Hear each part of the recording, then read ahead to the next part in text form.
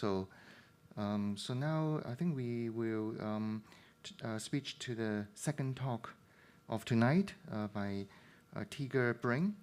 And also, I think we will now welcome the YouTube audience to join us now.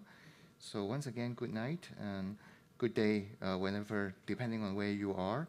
So you are in the third plenary section of the conference, Art Machine 2, and the section is about biology and algorithm. So the speaker of tonight is Tega. Tega is an Australian-born artist and environmental engineer whose work examines the issues of ecology, data systems, and infrastructure. She has created a wireless network that respond to natural phenomena, systems for obfuscating fitness data, and, interestingly, online smell-based dating service. Her work has been shown in many festivals and biennale and institutes, and she has also co-authored a book called Code as a Creative Medium with Lam Yun Wah, published with MIT Press. So Tega is going to give a talk entitled Towards a Natural Intelligence. Tega. Hi, everyone. Thank you so much for having me and for the invitation today. It's really nice to be here. So I will just get set up.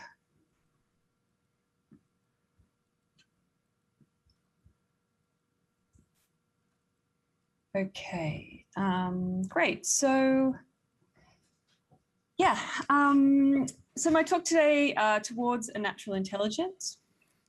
So I am an artist based in Brooklyn, but you know, I'm Australian, so that explains the accent.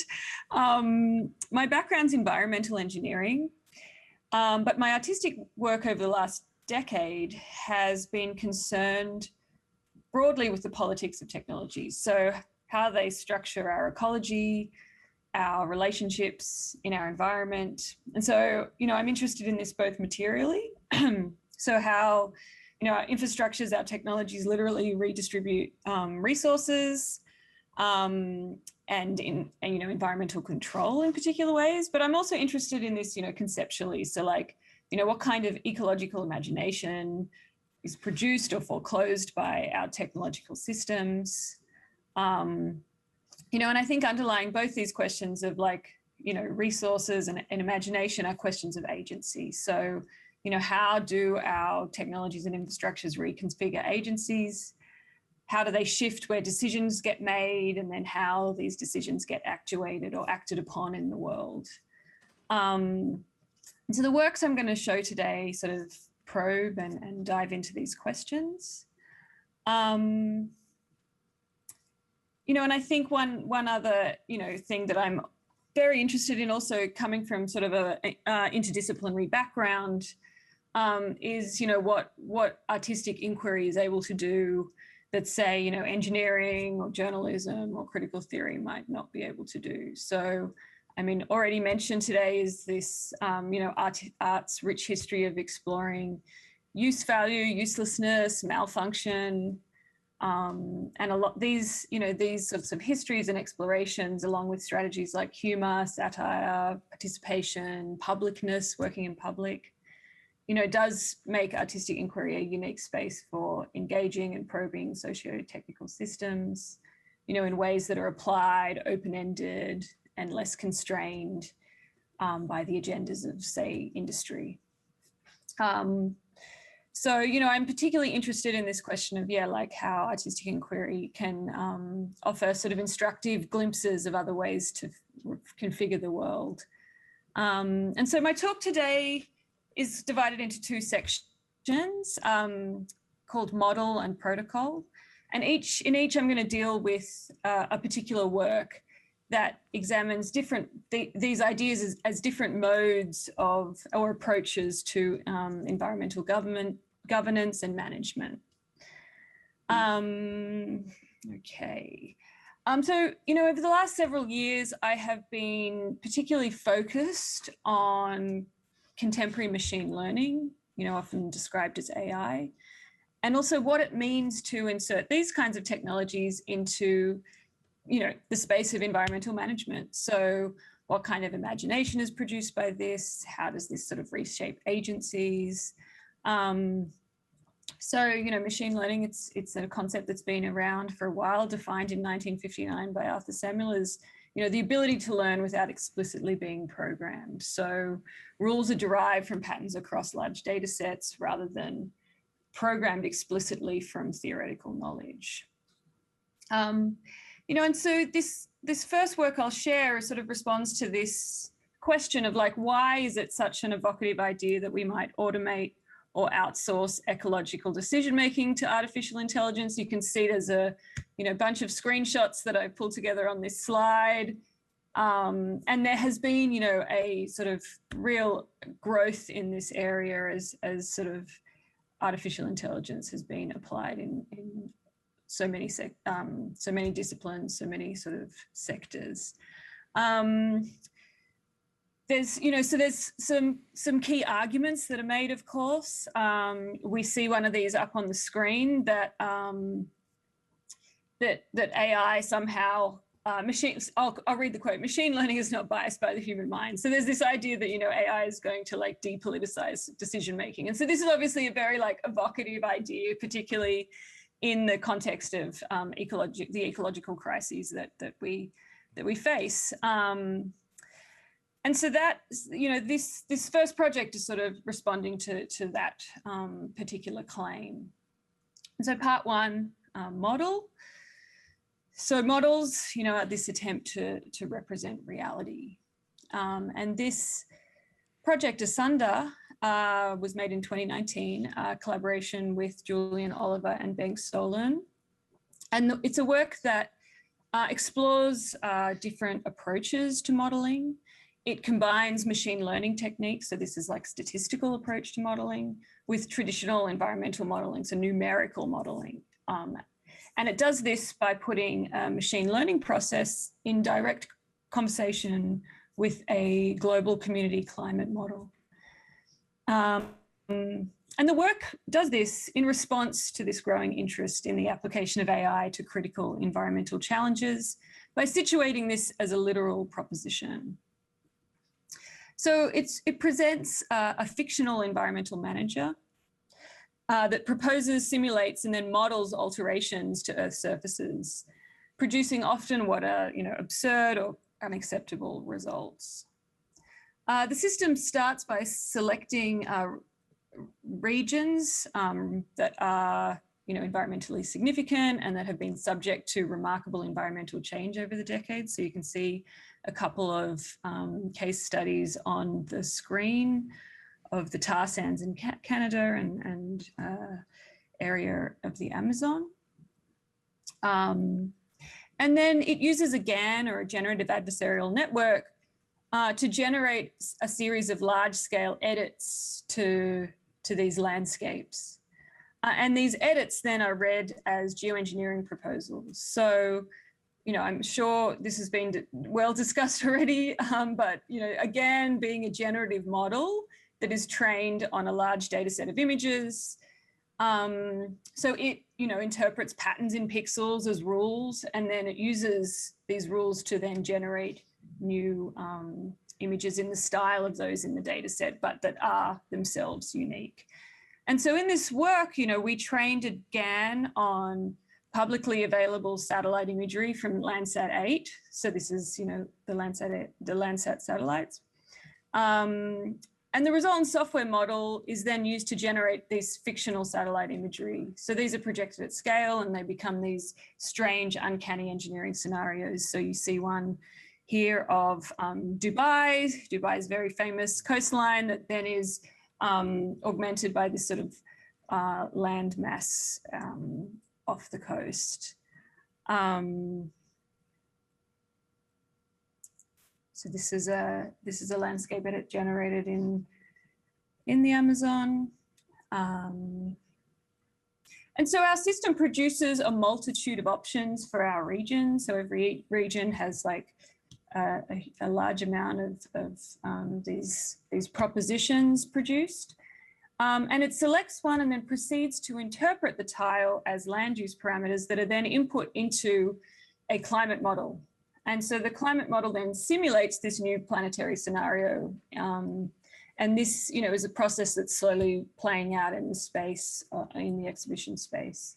And so in this way, the work very conspicuously is putting these two approaches to modeling in direct dialogue, one based on theoretical work, one of our planetary condition, and one based on statistical analysis of its appearance through satellite imagery. It's presented in this sort of data dashboard. And so we're also, I'm also very interested in this data-driven perspective and the trope of the data dashboard. So, we might think of this sort of visual language through the concept of the planetary cosmogram. This is something that theorist Lucas Likkervan describes.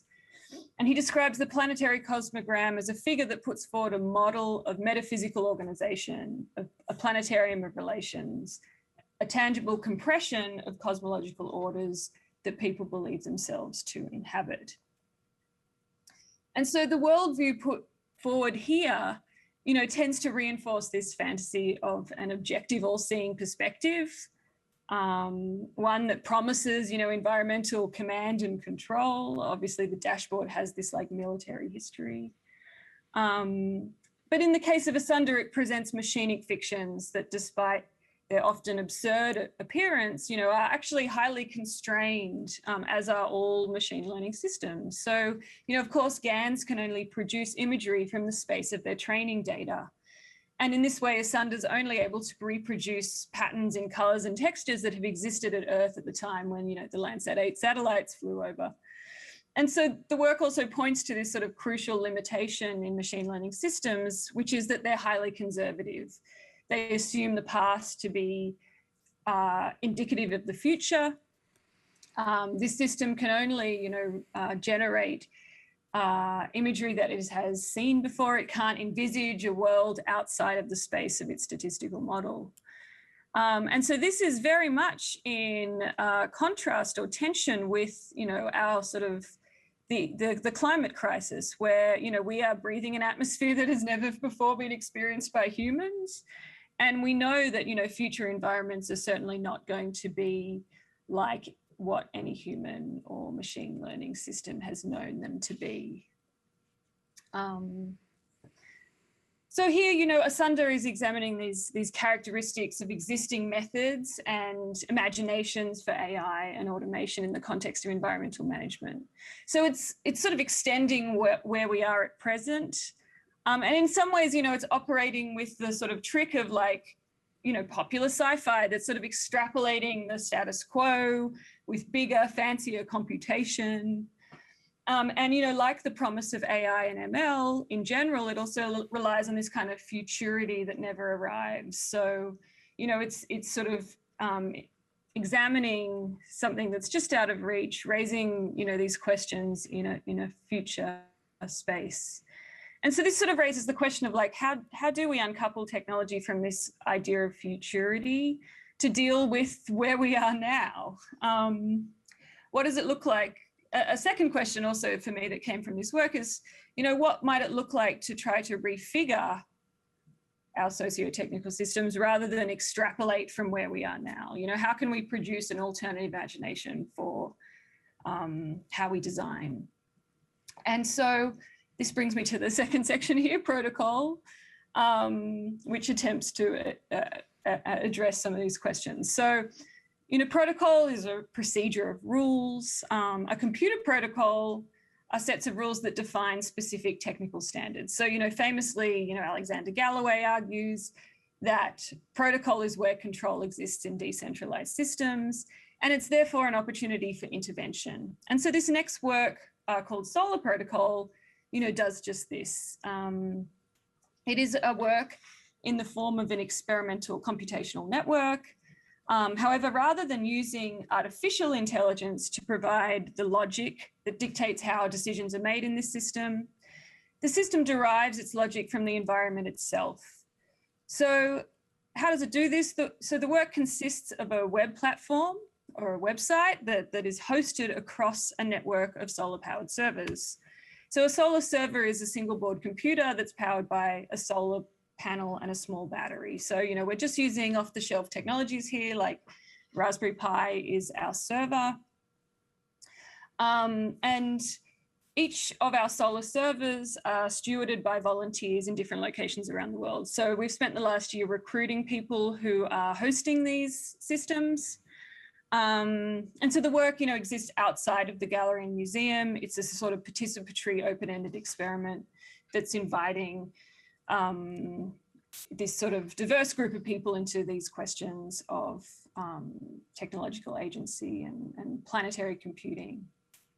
So at the moment, so each of our solar servers then checks in with each other and it updates the DNS records for the website depending on whichever server is generating the most energy. So that depends on wherever there's the most sunshine in the network.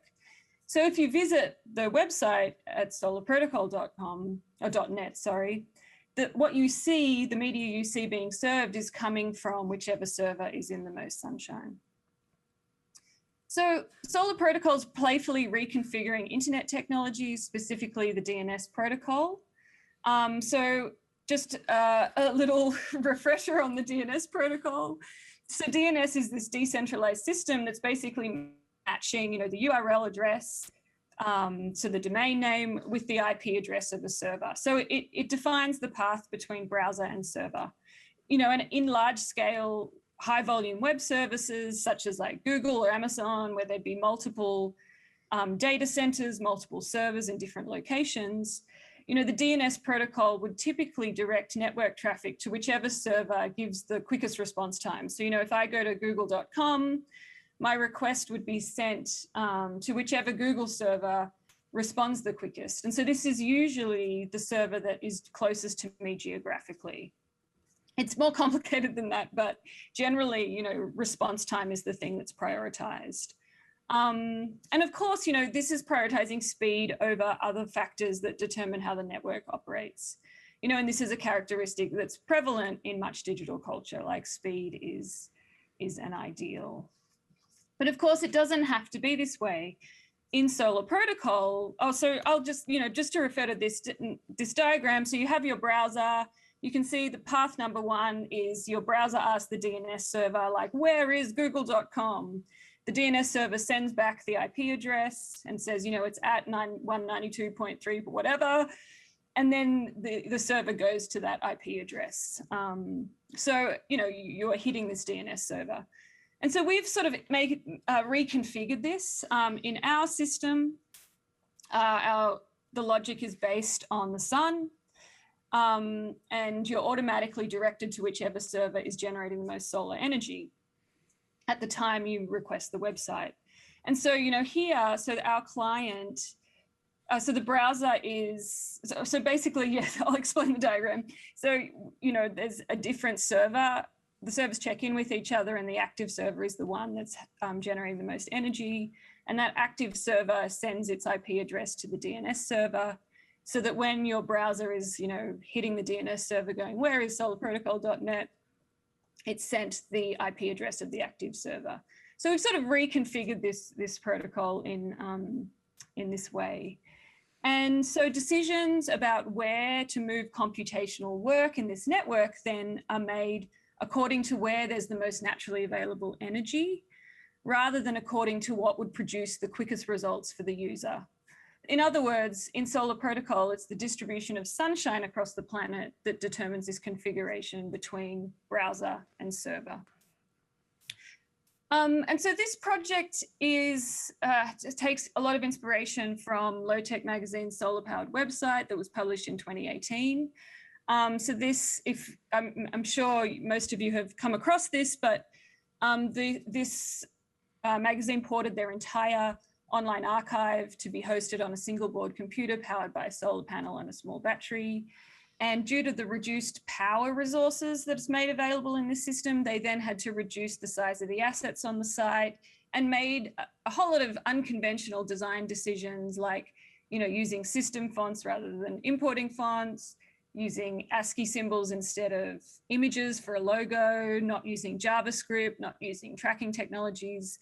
All these decisions that largely fly in the face of online culture that celebrates high resolution, computationally intensive design experiences. And also content that is customized and personalized via private surveillance and tracking, right? So that's the web we have today. And yet if we design the web from an energy perspective, suddenly, you know, a different set of design decisions fall out. And so this project I think does an amazing job at reminding us that the cloud, that computing, planetary computing, despite being called the cloud, is actually a resource-intensive endeavor that demands, you know, eye-watering quantities of energy, freshwater mining, exploitative labor practices in order to exist. The other thing that's amazing about this site is, you know, you can see, they say, you know, this project sometimes goes offline. And so there's an intermittency that comes from using renewable energy. Renewables like solar and wind are obviously environmentally contingent and thus intermittent. So especially when compared to the consistency of extraction-based energy production. And in the energy industry, the inconsistency of renewables is a real challenge for grid managers.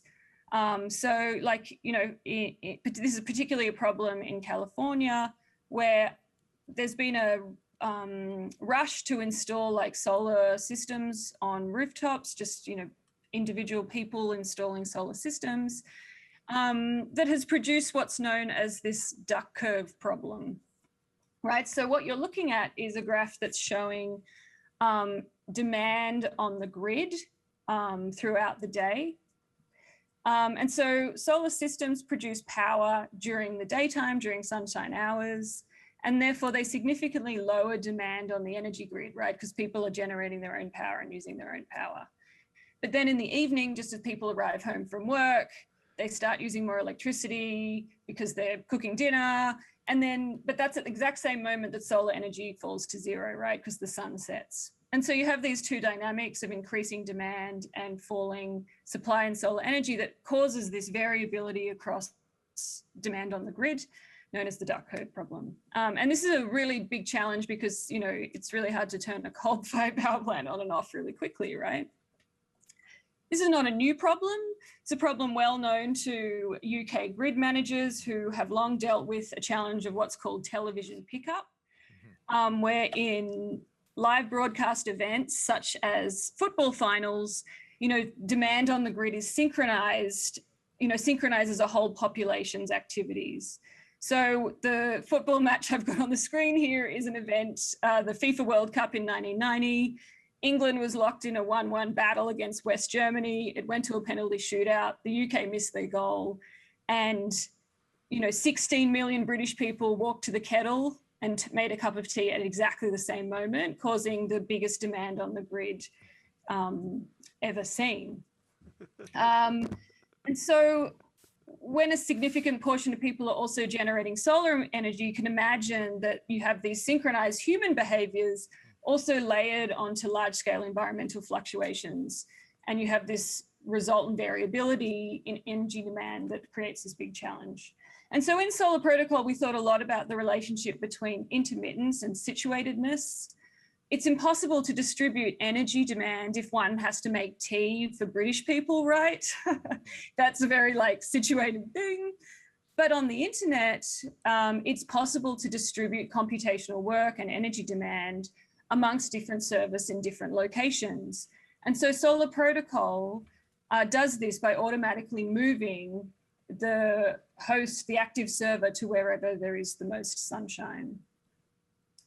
And so we're exploring this idea of using a natural logic that's coming from earthly dynamics themselves, where each server can only offer intermittent connectivity by itself, as it's dependent on environmental variables and how much traffic it's getting and so forth. But when they're in a network, they can coordinate according to the climate conditions of the planet. And in this way, the decisions in the network become automated by a kind of natural rather than artificial intelligence. And so, you know, if intelligence is the capacity to synthesize knowledge as logic and then apply that logic to make decisions, then in Solar Protocol, we're relying on intelligence that comes from the Earth itself and its interactions with the sun.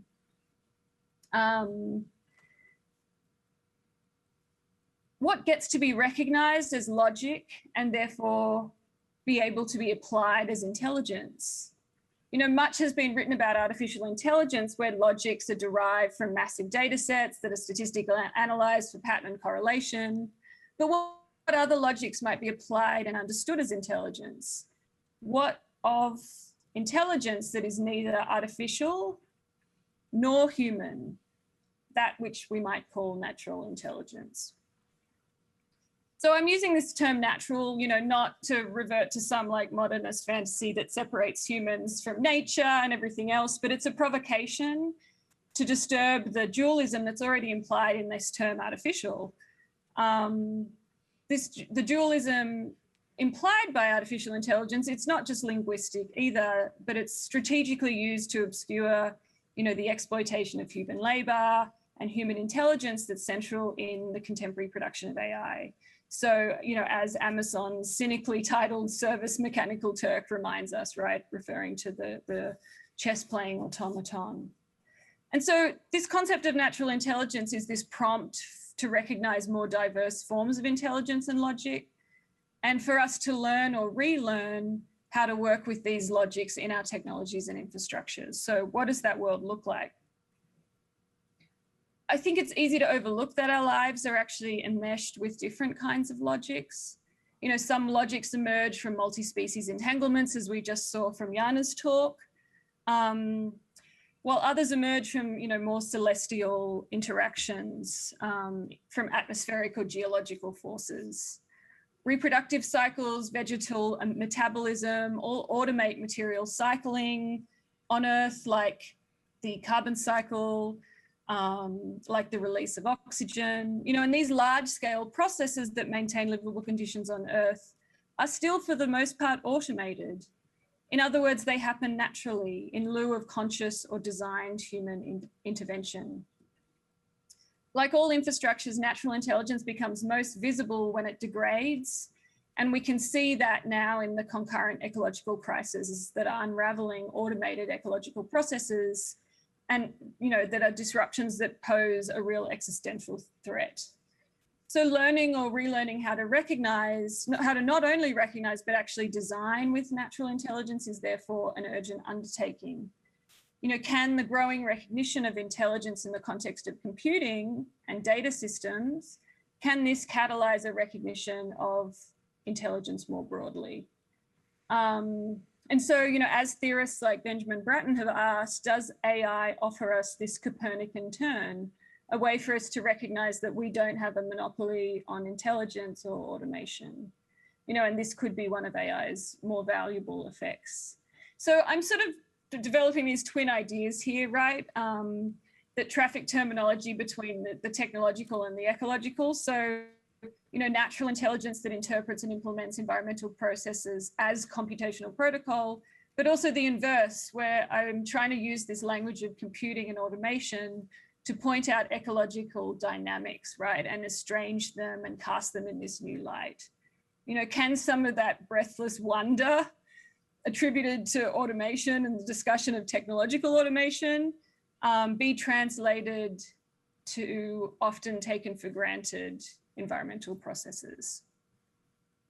So I'm not sure how I'm going on time, but I think I have a few more minutes. Another thing this project does is it's sort of playing with this idea of energy-centered design. So using solar power catalyzes a need to move beyond user-centered design, as I've sort of talked about already. And it troubles this idea of the user as this like individual subject that's not in an ecosystem, right?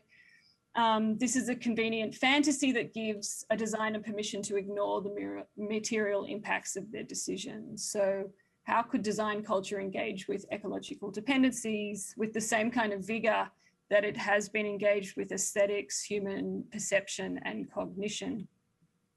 The specific strategies we've developed in this project include responsiveness to environmental conditions, designing for intermittence, so thinking about this as a quality, and being strategic about how we're distributing computational work. So this is what we're understanding as energy-centered design. And the site, does this most practically through it actually will display differently depending on the amount of energy in each server's battery. So if the battery is very low, it will show you a low res version of the site. So we're also playing with aesthetics around what energy-centered design might look like. Another project we took a lot of inspiration from is a work by Joanna Moll called The Hidden Life of the Amazon User. And in this project, she audits and records the amount of code and computational work that is done by her browser as she goes to Amazon.com and buys Jeff Bezos's book called The Life and Lessons and Rules for Success. So in this process of buying this book, she finds that the Amazon site, the code that the Amazon website makes her browser run is sized at 87 megabytes. And if she were to print this out, it would be the equivalent of 8,700 pages.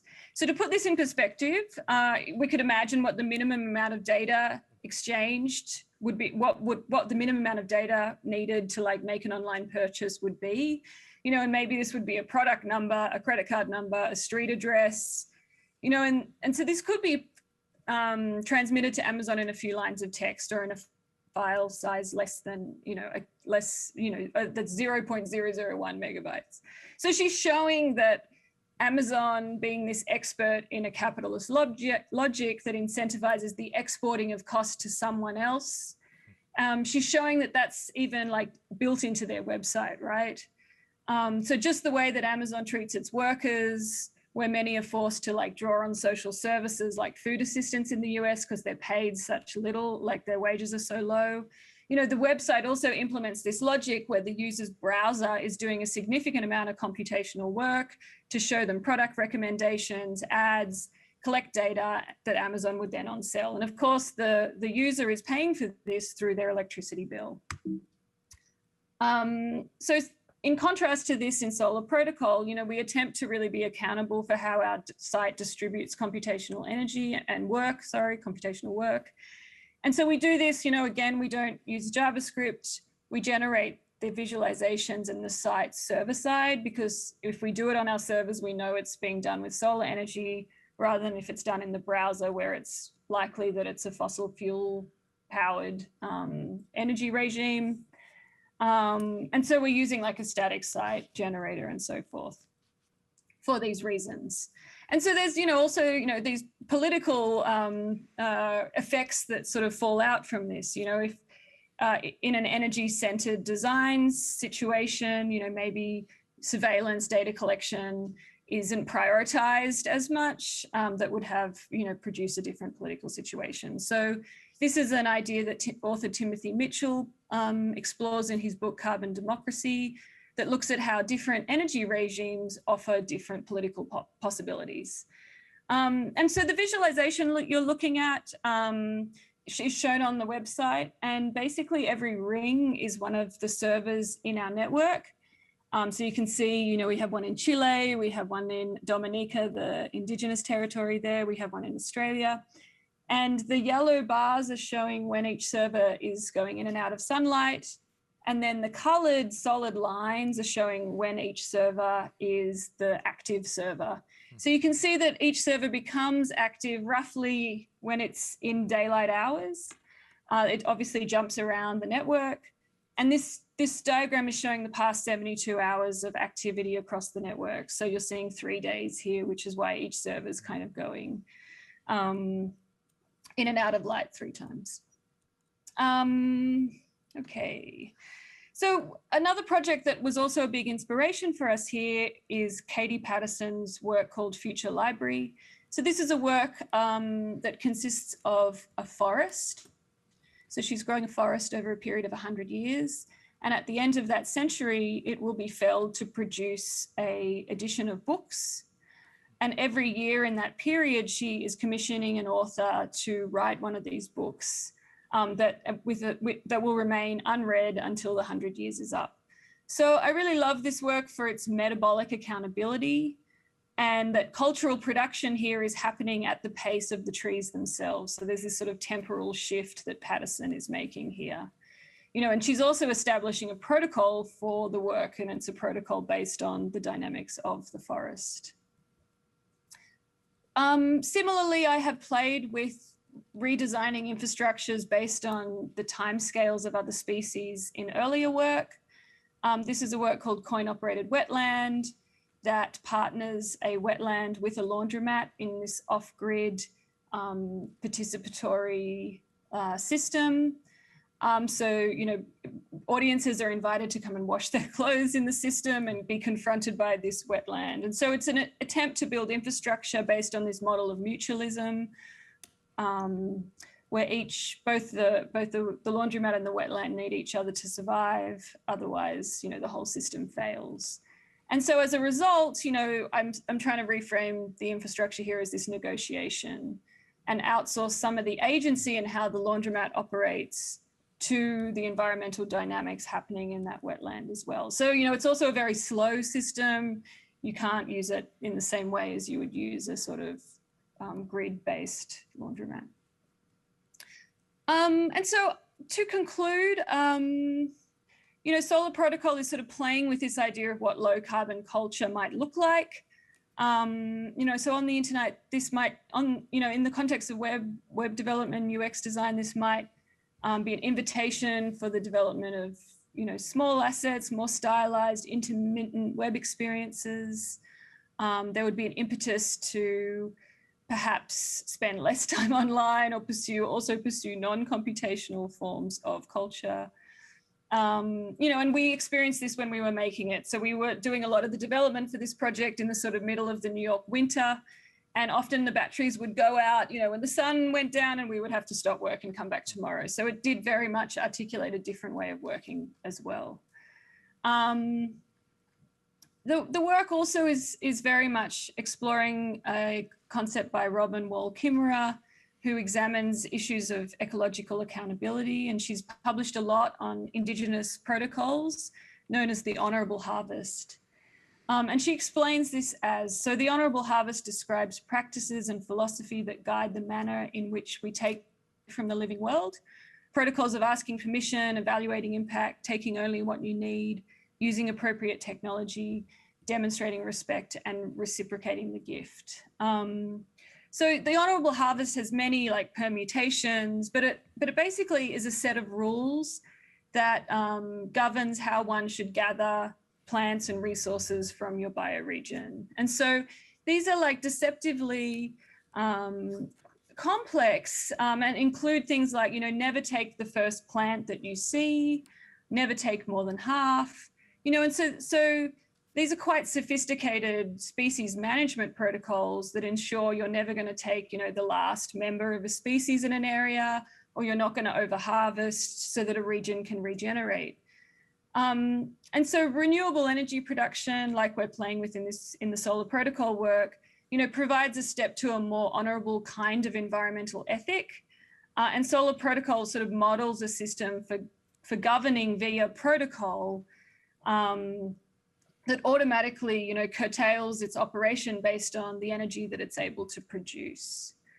So the project also kind of develops this alternative imagination for what planetary computing might look like.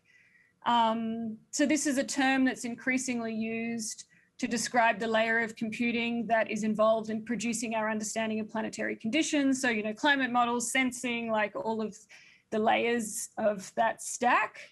And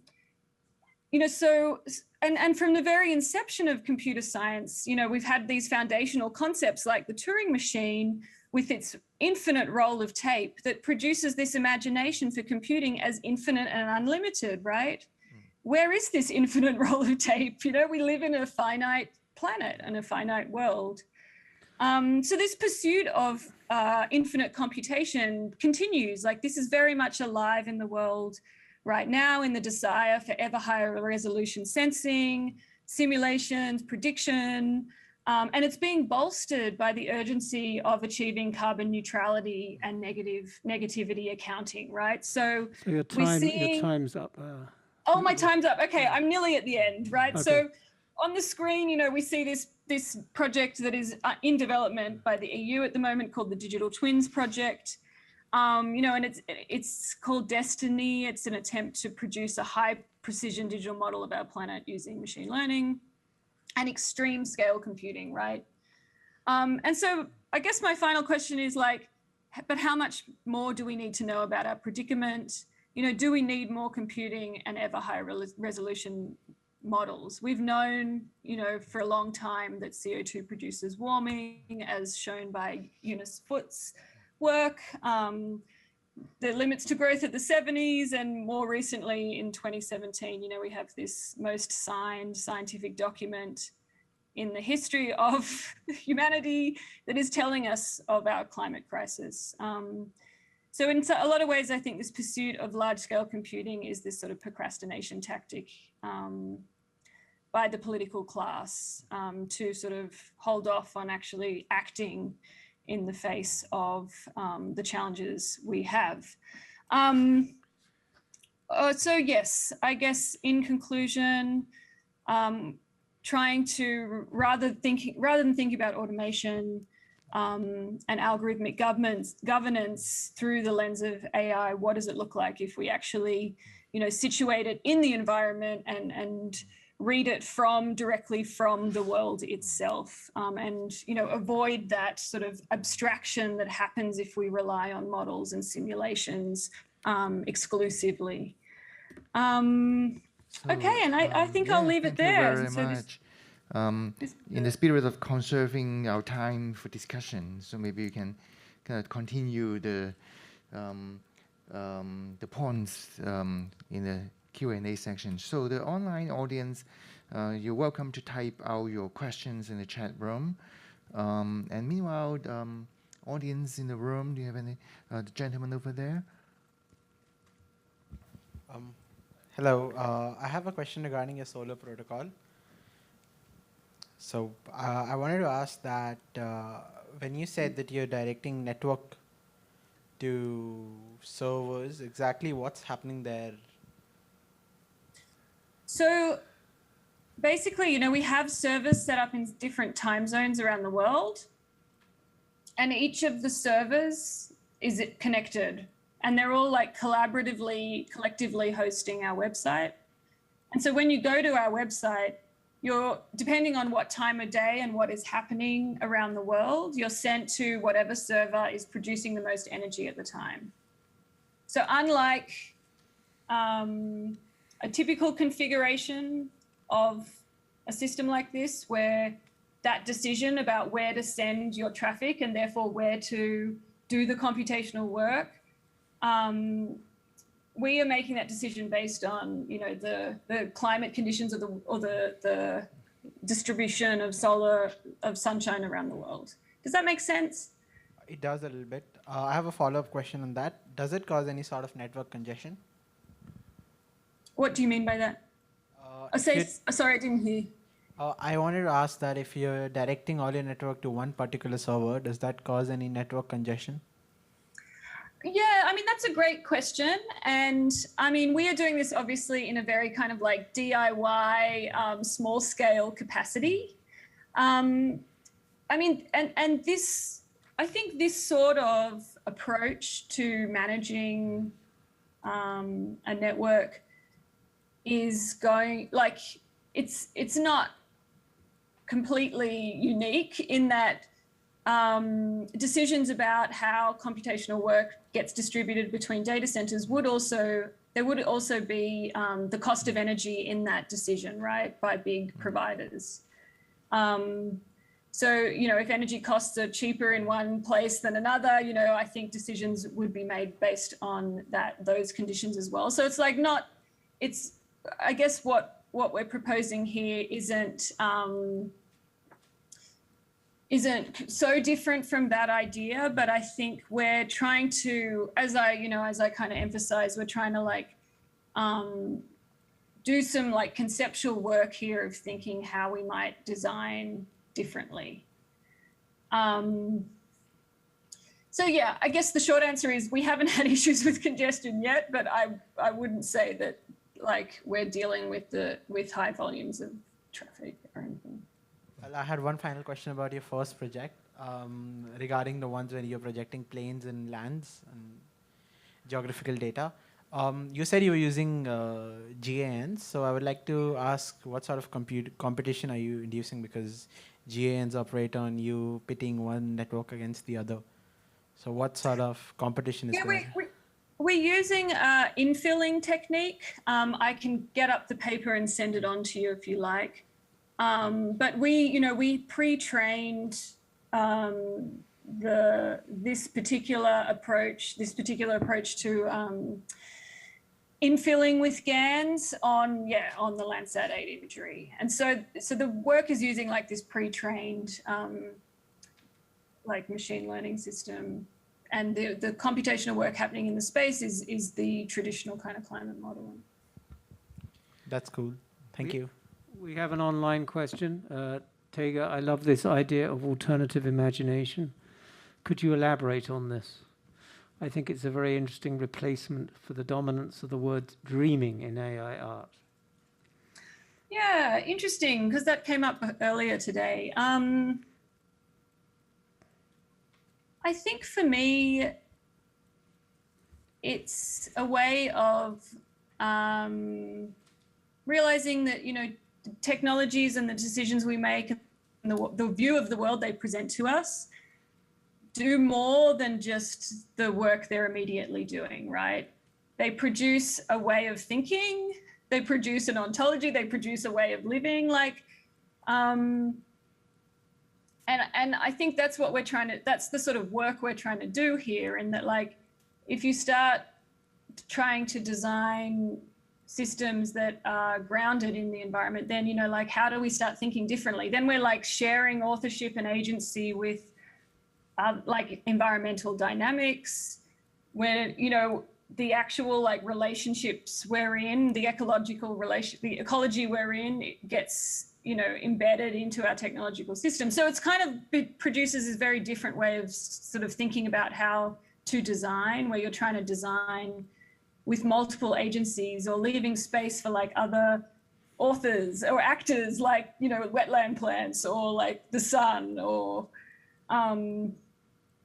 and so I think, I think for me, I often say this, that it's often my work is trying to like unlearn engineering and see